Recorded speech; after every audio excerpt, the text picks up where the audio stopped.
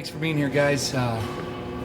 Really was proud of our players and our coaching staff to go on the road and earn a victory against a really good Portland State team. I thought they were playing really well, and we thought it was going to be a tough matchup, and it really was. It was a real physical game, and we didn't get off to the start we wanted to. We just blew a coverage early, and our guys really handled that situation pretty well. We didn't get flustered by it, and thought a big key to the game was offensively we came out and drove the football and answered with 3 points, and that settled us down a bit, and then it's a back and forth game the rest of the way. But obviously, when you can control the clock and run the football like we did and limit their rushing yards, it helped us throughout the day, and I felt we could wear them down a bit, and we did wear them down, and we were able to come out with a win. We really won the special teams battle by going for 4 in field goals, and then punted the ball well and pinned them inside the 20 3 times. And then a couple things on defense. After the big kickoff return they had, we forced a punt early in the game, and then the stop right before half was also very key. So lots of good in the game. The most important thing is we found a way to win on the road and moved our program forward in the Big Sky race. And we have plenty of concerns after the game. We got to get touchdowns instead of kick field goals. We'd like to do that, and we can't get off to a start like we did. We really got to be focused in and got to be sound in the passing defense department. So we look forward to Idaho State, very talented team. It'll be a tough matchup, and they really work hard to get matchups. They're a spread team, up-tempo. So the challenge for us is to slow them down, and you do that by moving the football on offense and getting first downs and eventually scoring. And then you can't give big plays up on defense, but they're very talented. So we're looking forward to the challenge and excited about it, and we got to have a good week of preparation. Coach, last week you talked about if you were able to go out there and win, the step it would be for your program to go on the road against a ranked opponent. What kind of step do you feel like you took this past week? Well, I think it gives you some confidence that you can go on the road and win against a team that was hot and playing well. So that's what it does for you, and everything's a learning process. And we approach it the same way. We're excited about the win and enjoyed the win, but Sunday afternoon we were back to business and really looking at things that we need to improve on, and we've addressed those things and going to address them this week. We still want more balance in our offense. We got to throw the ball better and more consistently, and then defensively we got to eliminate the big pass plays, that's for sure. What can you tell us about the injury situation right now? Where do you sit?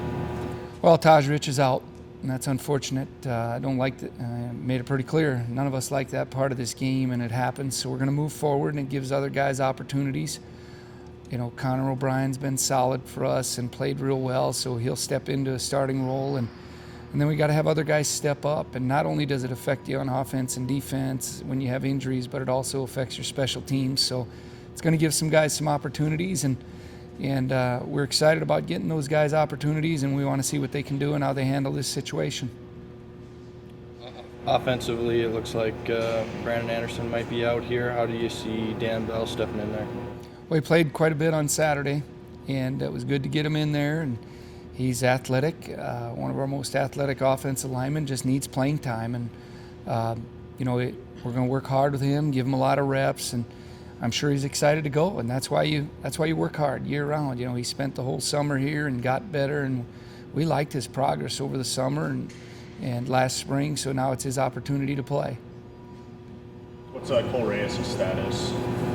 We're not quite sure at this time. He tried to go the second half and just felt like he wasn't effective. It was the right thing to do.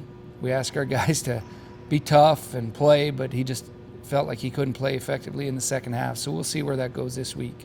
So with the lack of, the healthy safeties that you have, Idaho State likes to throw the ball around. What's that going to pose a challenge for you? Well, it's just new guys out there. William James will have a bigger role. We moved Charles Flowers a couple weeks ago, and he's learning the position.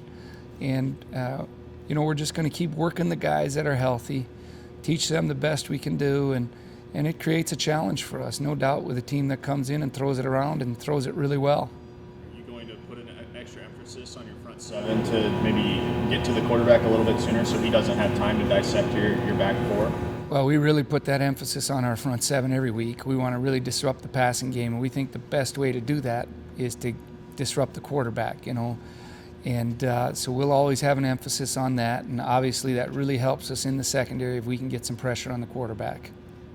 Guys kind of had a little bit maybe of a two-game lull running the football, past Wyoming and then Drake and India. So now you guys just past two have really been able to pound the football.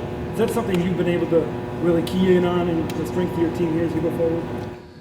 Well, we've been pretty consistent the last 2 weeks, which really helps, and I think it's a combination of things. Our quarterback getting us in the right play, our O-line, blocking the right guys. And when I say O-line, that's tight ends and fullbacks too. We're getting on the right guys.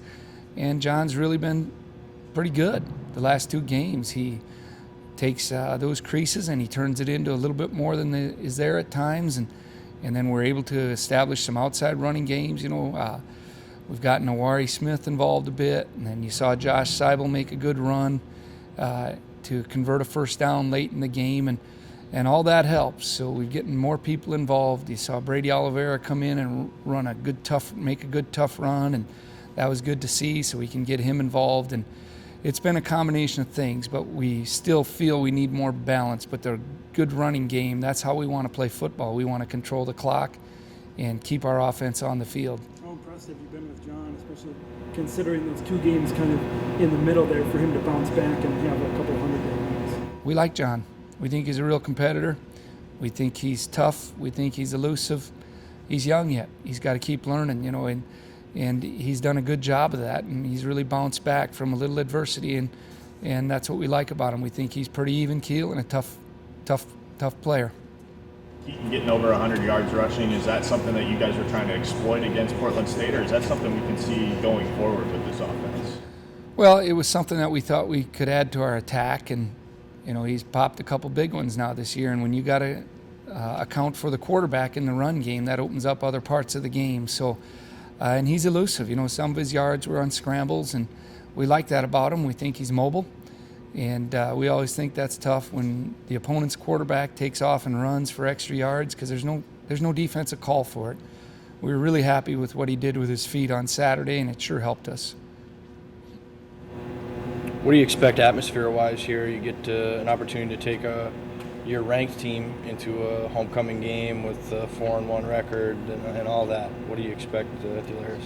Well, we sure like to get as big a crowd as we can. I know we're encouraging the students to get behind the team because it helps us. We're encouraging people from the region to get behind the team, and it's homecoming. And, it really helps us if we have a full house. And I don't know what to expect, but really appreciate the loyal fans that we have that come and support us, and I think it helps when you win to keep that fan base growing, and we'd love to see a big crowd out there because I think it'll make a difference in the game. How much how much more of a boost do you expect out of your team, maybe your fans, now that you guys are ranked? Oh, the ranking, we can't be concerned about that. I think it's neat. You get some recognition for your program. It helps give exposure to your program, but it shouldn't affect us one bit. Our focus needs to be on our preparation and what we need to do to move the ball against Idaho State, what we need to be doing on defense to slow them down, and really what we need to do on special teams. That's what our focus needs to be.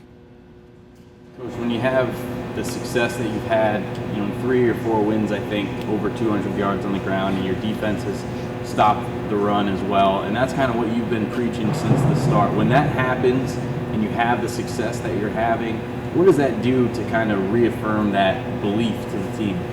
Well, I think it helps. There's a certain style of team we want to be and how we want to play, and then when you get positive results with that style, there is a stronger belief, and we believed in it from the start, and then you got to get the results, and we'll keep working at it. We think we can do it better, and we know we can do it better, and that's what we're going to work on, trying to become better and better offensively and better on defense, and we're making progress. and we're happy to make progress, but we're never going to be satisfied.